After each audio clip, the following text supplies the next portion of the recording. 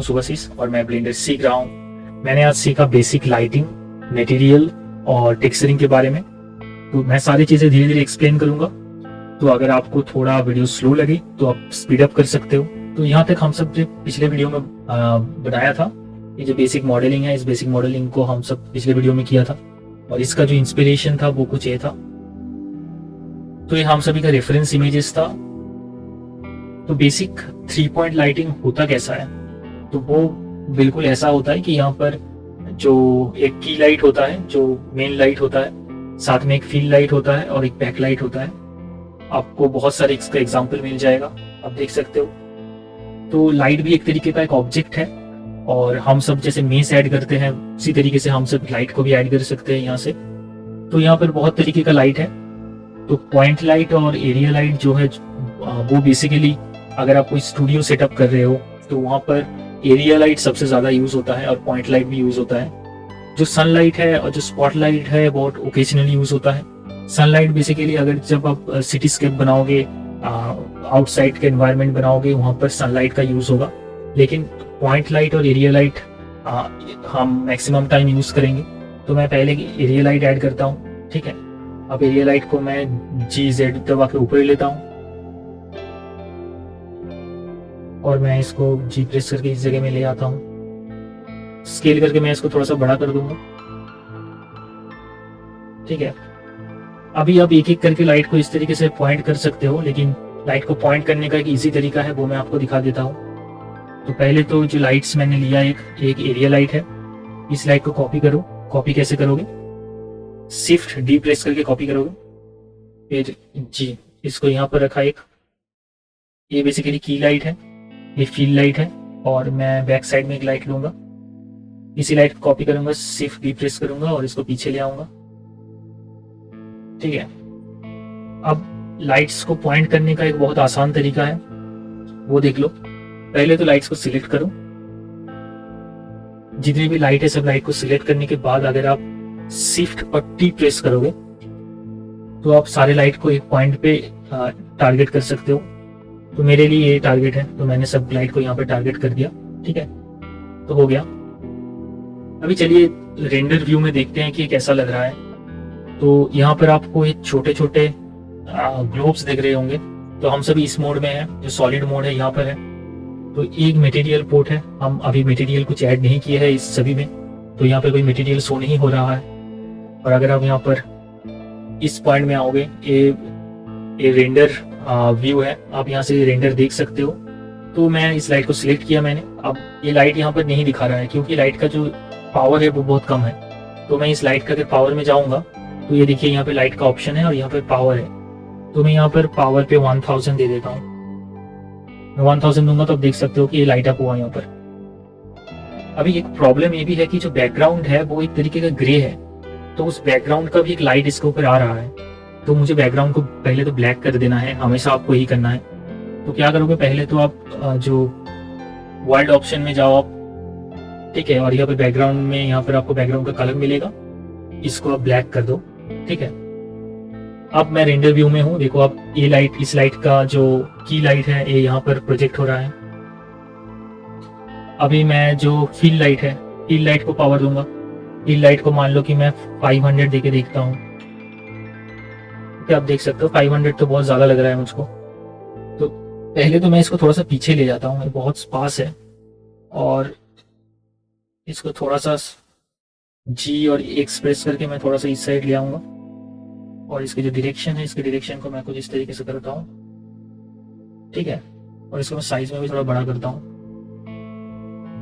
और अभी इसका जो पावर है ये 500 बहुत ज्यादा लग रहा है, तो मैं इसको थोड़ा सा कम करता हूँ। चलो अभी के लिए इतना सही है। अब मैं जो बैकलाइट है, बैकलाइट को भी थोड़ा सा पावर दे देता हूँ। बैकलाइट को भी मैं 500 दे देता हूँ मान लो, ठीक है। तो ये हम सभी का बेसिक 3 पॉइंट लाइटिंग हो गया। बहुत खराब लाइटिंग है। अभी तो हमारे रेफरेंस इमेज को अगर आप देखो तो रेफरेंस इमेज कुछ ऐसा है। ऐसा बनाने के लिए हमें तो पहले इन सभी को कलर देना पड़ेगा। तो पहले मैं जो स्फीयर है, इस स्फीयर को कलर दूंगा। तो अगर आप इस ऑप्शन में आओगे, मटेरियल ऑप्शन में आओगे, तो आपको यहाँ पर आप न्यू मटेरियल नाम का आपका न्यू ऑप्शन आएगा, तो आप यहाँ से इसमें न्यू मटेरियल ऐड कर सकते हो। लेकिन उससे पहले तो ये जो रेंडर इंजन ईवी है ये उतना अच्छा नहीं है। अगर आपको रियलिस्टिक रिजल्ट चाहिए तो आपको साइकिल रेंडर इंजन में जाना पड़ेगा। लेकिन साइकिल थोड़ा सा मशीन को स्लो करता है, लेकिन आपके पास अगर ग्राफिक्स कार्ड है तो कोई प्रॉब्लम नहीं होगा। तो आप साइकिल में जाओ। आप जब साइकिल में जाओगे तो आपको दिखेगा कि एक रियलिस्टिक रेंडरिंग बन रहा है, और यहाँ पर आपको डिनॉइस का ऑप्शन मिलेगा। अगर आप डिनॉइस में क्लिक करोगे तो डिनॉइस भी होगा। लेकिन उससे पहले ये जो डिवाइस है सीपीयू है, इसको जीपीयू कंप्यूट कर दो और फिर यहाँ पर डिनॉइस पे क्लिक कर दो। तो देखो इमेज धीरे धीरे जो नॉइस है वो चला जाएगा, इमेज धीरे धीरे बिल्डअप होगा। तो यहाँ पर एक तो रेंडर व्यू है। आप अगर मटेरियल व्यू में आओगे तो आप देख सकते हो कि इसमें कोई मटेरियल अभी नहीं है। तो हम पहले तो इसमें कुछ मटेरियल असाइन कर देते हैं। जैसे हम सभी का कलर है वैसे ही करेंगे। बेसिक जो मटेरियल का काम है वो सब हम लेआउट वर्क स्पेस में कर सकते हैं, लेकिन मटेरियल के काम करने के लिए जो बेस्ट वर्क स्पेस है वो है शेडिंग वर्क स्पेस। यहाँ पर अगर आप मान लो कि एक नया मटेरियल लो तो आप प्रिंसिपल BSDF देखोगे। BSDF क्या होता है? By directional scattering distribution function. By directional का मतलब होता है light in light out. Scattering का मतलब होता है रिफ्लेक्शन, रिफ्रैक्शन, डिफ्यूजन। और डिस्ट्रीब्यूशन फंक्शन होता है वो कैलकुलेशंस, वो फैक्टर्स जो ये लाइट इन और आउट को और स्कैटरिंग को मेजर करता है। तो ये जो प्रिंसिपल BSDF है ये थोड़ा सा एडवांस चीजें हैं, ये हम सब नेक्स्ट क्लास में डिस्कस करेंगे। लेकिन आपको अगर बेसिक लाइटिंग, बेसिक मॉडलिंग देखना है तो आपको शेडिंग टैब में आने का जरूरत नहीं है। आप लेआउट टैब से आप सब कुछ कर सकते हो बेसिक काम। तो मैंने तो यही सीखा। तो आज हम सब डिस्कस करेंगे लेआउट टैब में रहकर ही कैसे आप बेसिक मटेरियल का काम कर सकते हो। तो पहले तो मैंने इस ऑब्जेक्ट को सिलेक्ट किया जो हमारे बिग स्फीयर है इसको, और मैं चाहता हूँ इस स्फीयर को कुछ ऐसा बनाना, कुछ ऐसा बनाना। तो इसके लिए मुझे क्या करना पड़ेगा? इसमें एक मटेरियल असाइन करना पड़ेगा। मैं कैसे करूंगा? मैं यहाँ इसको सिलेक्ट करके यहाँ पर न्यू मटेरियल ऐड करूंगा। तो मान लो कि इस मटेरियल का मैं नाम दे देता हूँ। नेमिंग बहुत इंपॉर्टेंट है, नहीं तो आपको कंफ्यूजन होगा बाद में। तो इसका नाम मैं देख देता हूँ बिग स्फीयर। बिग स्फीयर नाम दे दिया। अब इसमें मैं एक कलर असाइन करता हूँ, कुछ ऐसा कलर होगा शायद। हाँ, लेकिन एक चीज आप नोटिस करोगे, अगर आप रेंडर व्यू में जाओगे तो आपको यहाँ पर जो सेगमेंट दिखेगा इस स्फीयर का वो बहुत बड़े साइज का दिखेगा। तो मुझे तो इसको स्मूथ करना है ना, तो स्मूथ करने के लिए भी आपको कुछ करना पड़ेगा। पहले तो आप इस स्फीयर को स्मूथ करना बहुत आसान होता है। आप स्फीयर को सिलेक्ट करो, राइट क्लिक करो और यहाँ पर आप शेड स्मूथ कर सकते हो। आप शेड स्मूथ कर दोगे तो स्फीयर स्मूथ हो जाएगा। अब रेंडरिंग टैब में जाके देखो तो बिल्कुल स्मूथ स्फीयर बन गया है। तो पहले तो मैं सारे जो ऑब्जेक्ट्स है सबके लिए यही कर लेता हूँ। इसको भी राइट क्लिक करके शेड स्मूथ कर देता हूँ। ये शेप थोड़ा सा स्फेरिकल नहीं है, कैप्सूल जैसा शेप है। तो मैं राइट क्लिक करके ऑटो स्मूथ करूंगा। शेड ऑटो स्मूथ कर दिया, हो गया। आई थिंक इसको भी मैं शेड ऑटो स्मूथ कर देता हूँ। बाकी किसी को स्मूथिंग करने का जरूरत नहीं है। ये भी सही है, ये भी सही है। बाद में देखेंगे, अगर जरूरत पड़ेगा तो करेंगे। तो मटेरियल व्यू में जाके पहले तो सारे मटेरियल्स असाइन कर देता हूँ। इसमें बेस कलर में मैंने कलर डाल दिया। अब इसके ऊपर आपको ऑप्शंस मिलेगा, ठीक है। ये है metallic, roughness, IOR, alpha, normal. तो बेस कलर तो मैंने दे दिया। मेटेलिक का मतलब, मेटेलिक 0 का मतलब है अगर प्लास्टिक, वुड ये सब हुआ तो उसका बेस, उसका मेटेलिक वैल्यू 0 होता है। और जो मान लो कि स्टील हो गया या फिर दूसरा कोई मेटेलिक चीज हो गया तो उसका वैल्यू 1 होता है। तो यहाँ पर आप देख सकते हो कि थोड़ा सा प्लास्टिक जैसा है, तो मैं इसको 0 रहने देता हूँ। जो रफनेस है, इसका रफनेस बहुत ज्यादा भी नहीं है, बहुत कम भी नहीं है, कम की तरफ ही है। तो रफनेस कभी भी 0 या 1 नहीं होता, रफनेस का वैल्यू कम ज्यादा होता है। तो यहाँ पर मैं रफनेस को कम करता हूँ, इतना सही है, ठीक है। अभी मैं रेंडर व्यू में चला जाता हूँ। अब रेंडर स्लो हो रहा है ना, तो मैं रेंडर फास्ट करने के लिए मैं क्या करूंगा, मैं सिर्फ इसी सेक्शन को रेंडर करूंगा। कंट्रोल B प्रेस करूंगा और बस इसी सेक्शन को मैं रेंडर करता हूं, तो रेंडर बहुत फास्ट होगा। अब यहाँ पर देख सकते हो लाइट कितना यहाँ पर ब्लर हो रहा है लाइट तो सरफेस में। तो यहाँ पर आप रफनेस को थोड़ा सा बढ़ा सकते हो। हाँ, इतना सही है। आईओआर क्या होता है? आईओआर होता है कि लाइट सरफेस के थ्रू अंदर कितना जा रहा है, मतलब किसी भी एक ऑब्जेक्ट के अंदर लाइट कितना बेंड हो रहा है, तो इंडेक्स ऑफ रिफ्रैक्शन होता है। तो अगर मैं इसको मैं अगर बढ़ा दूंगा तो एकदम एक बबल जैसा हो जाएगा, जैसे वाटर बबल होता है ना, बिल्कुल वैसा बन जाएगा। और अगर मैं इसको कम कर दूंगा तो ये बिल्कुल ही इसके थ्रू कोई लाइट नहीं पास होगा, ये बिल्कुल एक रबर जैसा हो जाएगा। तो इसका आइडियल जो डिफॉल्ट वैल्यू है वही रहने दो, 1.5, ठीक है। और फिर नॉर्मल क्या होता है, नॉर्मल हम नेक्स्ट क्लास में देखेंगे बाकी के। तो पहले तो मैं सारे जो ऑब्जेक्ट है इसको अपना अपना कलर दे देता हूँ। फाइल को सेव करना मत भूलो, कंट्रोल एस दबा दो। अब ये जो पॉइंट है इसमें आता हूँ, इसमें ऑरेंज कलर है तो मैं ऑरेंज कलर दे देता हूँ इसमें। इसका नाम दे देता हूँ कैप्सूल, और इसका कलर कुछ ऑरेंज के पास रहेगा।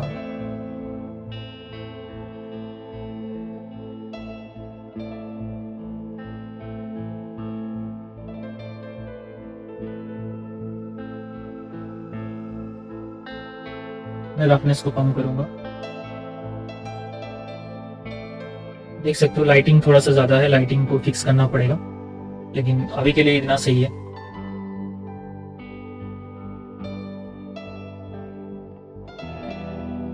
यहाँ पर आप देख सकते हो कि ये कोई फ्लैट सरफेस नहीं है। तो ये जो इस तरीके का सरफेस होता है जिसमें कॉम्प्लेक्शन होता है, ऐसे सरफेस बनाना हम नेक्स्ट क्लास में देखेंगे जब हम सब प्रिंसिपल बीएसडीएफ को डिस्कस करेंगे उसमें। आज हम एक कलर देके रख देते हैं इसको। तो यहाँ पर मैंने एक स्मॉल स्फीयर के लिए कलर ले लिया।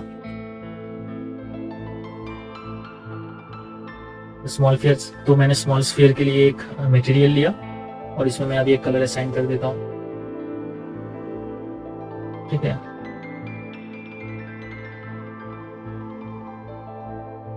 और मैं इसमें पिंक कलर डाल देता हूँ।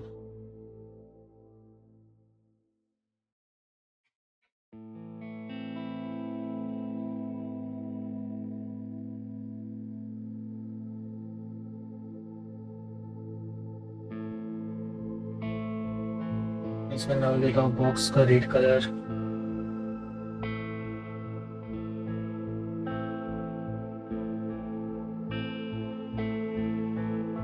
ये भी थोड़ा सा शाइनी है, ये भी थोड़ा सा ग्लॉसी है, तो मैं इसके जो रफनेस से इसको कम कर देता हूँ और इसको मैं मेटालिक कर सकता हूँ।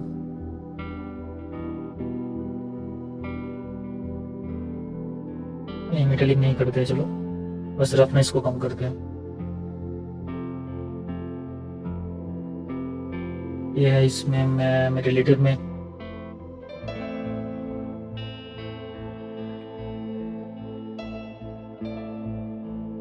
इसको वाइट रहने दो। मैं रफनेस को थोड़ा सा कम करता हूँ, इसको भी थोड़ा सा ग्लॉसी बनाना पड़ेगा, इसको रफनेस को भी कम कर दिया, ठीक है। अभी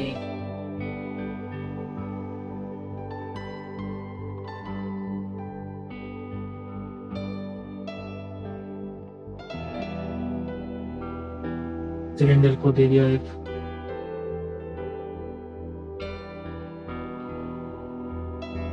सिलेंडर में कुछ कलर दे दूंगा। कौन सा कलर है इसमें, ठीक है। ये ब्लैक था शायद,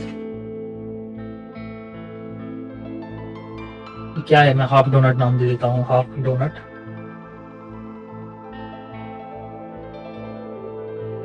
बिल्कुल ब्लैक है।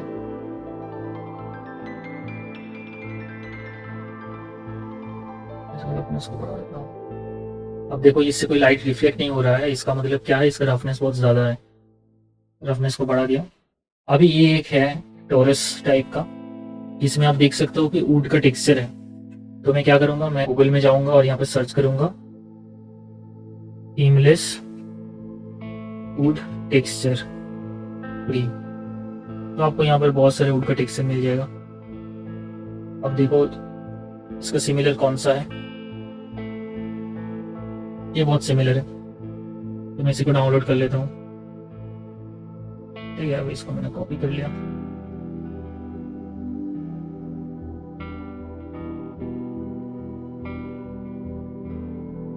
तो अब इसको मैंने सिलेक्ट किया और यहाँ पर वुड नाम का एक टेक्सचर बना दिया। अब यहाँ पर जो बेस कलर है, इस बेस कलर के सामने आपको एक पॉइंटर दिखेगा। इसमें अगर आप क्लिक करोगे ना तो आपको यहाँ पर आप यहाँ पे टेक्सचर असाइन कर सकते हो। तो मैं यहाँ पर एक इमेज टेक्सचर लूंगा। ठीक है, इमेज टेक्सचर लिया और यहाँ से मैं इसमें कोई टेक्सचर डाल सकता हूँ। ठीक है, हो गया, अभी टेक्सचर आ गया। अभी इस टेक्सचर को हम अलग तरीके से एडजस्ट कर सकते हैं, वो हम बाद में देखेंगे। अभी बेसिक हम सभी का जो मटेरियल का चॉइस है वो हो गया। अभी मैं अगर रेंडर व्यू में जाऊंगा तो आपको दिखेगा, तो ये उतना अच्छा नहीं लग रहा है क्योंकि जो बैकग्राउंड है, बैकग्राउंड में कुछ नहीं है। आप देख सकते हो कि इसमें एक बैकग्राउंड है, इसलिए अच्छा लग रहा है। तो पहले तो मुझे एक बैकग्राउंड बना लेना पड़ेगा, तो वो तो बहुत आसान है बनाना। मैं पहले एक बैकग्राउंड बना लेता हूँ। मैं यहाँ पर ऐड में आऊँगा, मेस में आऊँगा और मैं क्यूब लेता हूँ और मैं क्यूब को बड़ा करता हूँ। ठीक है, हो गया। अभी मैं एडिट पे आता हूँ, एडिट टैब में जाऊँगा या फिर टैब प्रेस करके भी मैं एडिट टैब में जा सकता हूँ। एडिट में आने के बाद मैं फेस सिलेक्शन में रहूँगा और इस फेस को सिलेक्ट करूँगा और डिलीट प्रेस कर दूँगा। या फिर फेस डिलीट कर सकते हो आप ऐसे, फेस मैंने डिलीट कर दिया फेस को। अभी मैं एडिट टैब से बाहर चला जाता हूँ और मैंने इसको सिलेक्ट किया, जी प्रेस किया और जेड प्रेस किया और ऊपर ले आया, बिल्कुल ऐसे हो गया। अब मुझे क्या करना पड़ेगा, इस जगह को थोड़ा सा जैसे बैकड्रॉप होता है ना तो स्मूथ बनाना पड़ेगा। तो मैं टैब प्रेस करके एडिट मोड में जाऊंगा। अब मैं एज सिलेक्शन में जाऊंगा, ये जो पॉइंट एज सिलेक्शन में गया और इस एज को सिलेक्ट किया और वेवल करने का शॉर्टकट क्या था, कंट्रोल बी। तो मैं कंट्रोल बी प्रेस करूंगा और इसको ऐसे करके फिर स्क्रॉल करके इसमें हम एक कार्व बना सकते हैं ऐसे, बिल्कुल।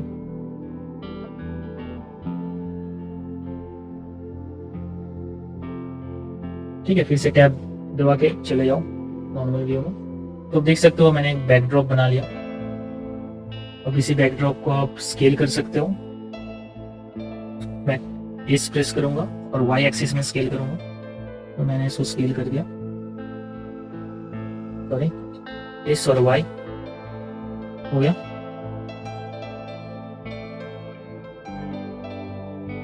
अब अगर मैं मटेरियल टैब में जाऊंगा तो आपको दिखेगा कुछ ऐसा।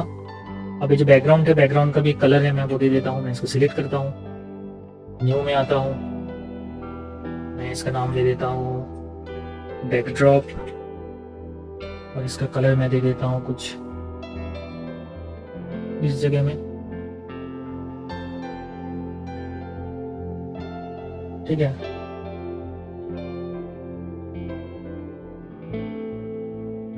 बाकी तो मेटेलिक ही नहीं है, रफनेस को जो है वैसा ही रहने दो। तो देख सकते हो अभी मैं अगर रेंडर व्यू में जाऊंगा तो आपको कुछ ऐसा बैकग्राउंड दिखेगा, लेकिन ये उतना अच्छा इसलिए नहीं लग रहा है क्योंकि इसका जो लाइटिंग है वो बहुत खराब है। तो हमें लाइटिंग को ठीक करना पड़ेगा। वो मैं कैसे करूँगा वो देखते हैं। पहले तो मैं नॉर्मल व्यू में चला जाता हूँ। ये जो पीछे का लाइट है ना, इस लाइट को मैं डिलीट करता हूँ। और ये जो की लाइट है, इस की लाइट की पोजीशन भी बहुत खराब है। तो मैं क्या करूँगा, मैं इसको जी प्रेस करूँगा, सॉरी जी प्रेस करूँगा और इसको ऊपर ले जाऊँगा ऐसे इस जगह में।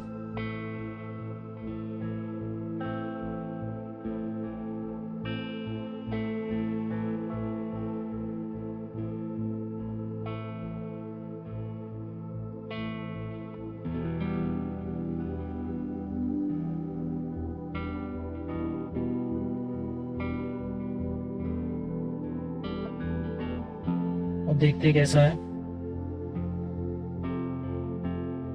तो मुझे इसे और पास ले आना है। मैं जी और शिफ्ट जी जेड प्रेस करके इसको पास ले आता हूँ थोड़ा, और स्केल करके थोड़ा छोटा करता हूँ। और इस लाइट को मैं थोड़ा सा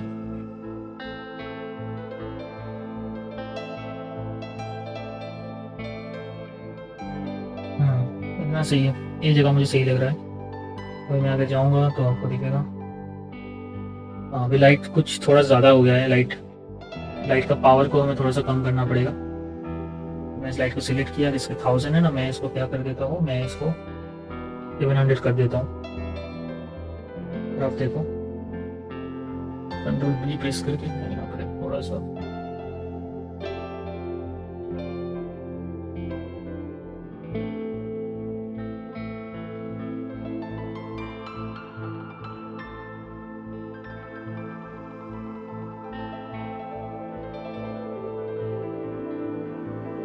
ठीक है, इतना सही है।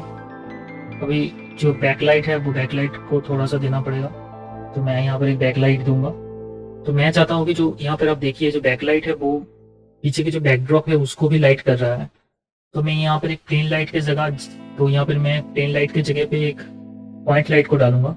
तो मैं यहाँ पे लाइट पे आऊंगा और यहाँ से पॉइंट लाइट को लूंगा और G प्रेस करके मैं इसको इस जगह में ले आता हूँ।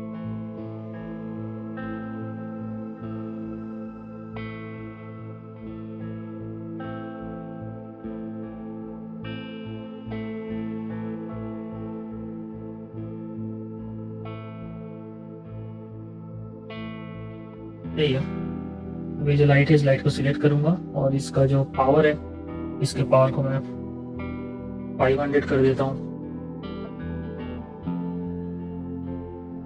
और फिर देखते हैं कि रिजल्ट कैसा आ रहा है। हाँ, अभी रिजल्ट बहुत अच्छा आ रहा है। मैं इससे लाइट को बंद कर सकता हूँ।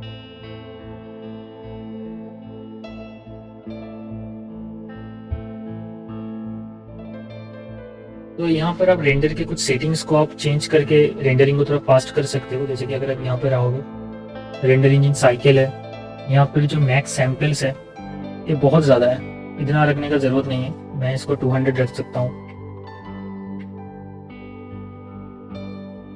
ठीक है।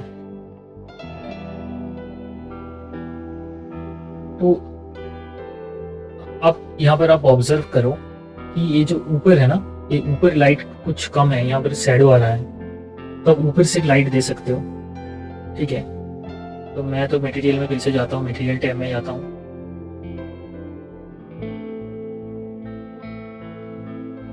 मटेरियल टैब में जाने के बाद मुझे ऊपर से लाइट देना है, तो वो मैं कैसे दूंगा। मैं अभी तो ये 3 पॉइंट लाइटिंग सेटअप पे है, ठीक है, 1 2 3, लेकिन यहाँ पर जरूरत लग रहा है कि मुझे यहाँ पर एक ऊपर से लाइट देना पड़ेगा इसको ढकने के लिए। तो कोई ऐसा कोई हार्ड रूल नहीं है कि आपको बस एक की लाइट, फील लाइट और एक बैक लाइट ही देना पड़ेगा।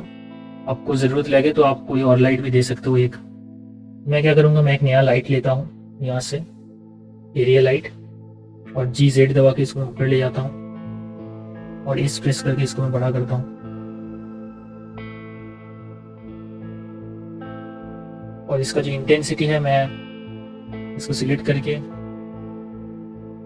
इसका जो इंटेंसिटी है, इसकी इंटेंसिटी को मैं, पावर जो है इसके पावर को मैं 300 रखता हूँ, ठीक है।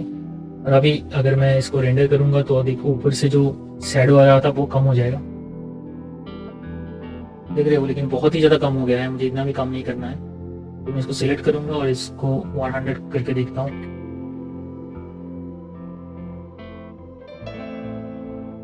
ठीक है, आप बिफोर एंड आफ्टर देख सकते हो। अगर मैं इसको ऑफ कर दूं तो यहाँ पर आपको एक हार्श, यहाँ पर एक हार्श शैडो दिख रहा है। तो मैं इस लाइट को ऑन करके देखता हूँ तो वो शैडो थोड़ा सा कम हुआ। मैं हालांकि इसको और भी ज़्यादा कम कर सकता हूँ, इसको मैं थोड़ा सा और कम करके देखता हूँ, इतना सही है।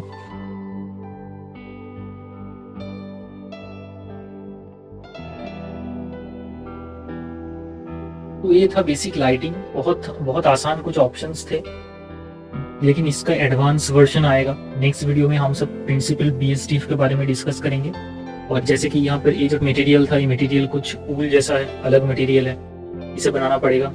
और यहाँ पर आप जो टेक्सचर देख सकते हो, इसका टेक्सचर बहुत डिटेल्ड है और बहुत अच्छे तरीके से टेक्सचर रिपीट हुआ है। तो वो सब हम नेक्स्ट क्लास में देखेंगे। मैंने भी अभी तक नहीं करके देखा है, तो मैं वो कैसे किया जा सकता है वो सीख के नेक्स्ट क्लास में आपको सिखा दूंगा। नेक्स्ट वीडियो में हम सब शेडिंग टैब में जाएंगे और जो नोड बेस्ड शेडिंग टैब है, यहाँ पर हम सब कॉम्प्लेक्स मटेरियल बनाएंगे। हर एक पैरामीटर को मैं एक्सप्लेन करूंगा। कौन सा किस काम के लिए यूज़ होता है। आई थिंक मज़ा आएगा नेक्स्ट क्लास में और भी ज़्यादा। तो आज यहाँ तक ही था। Thank you.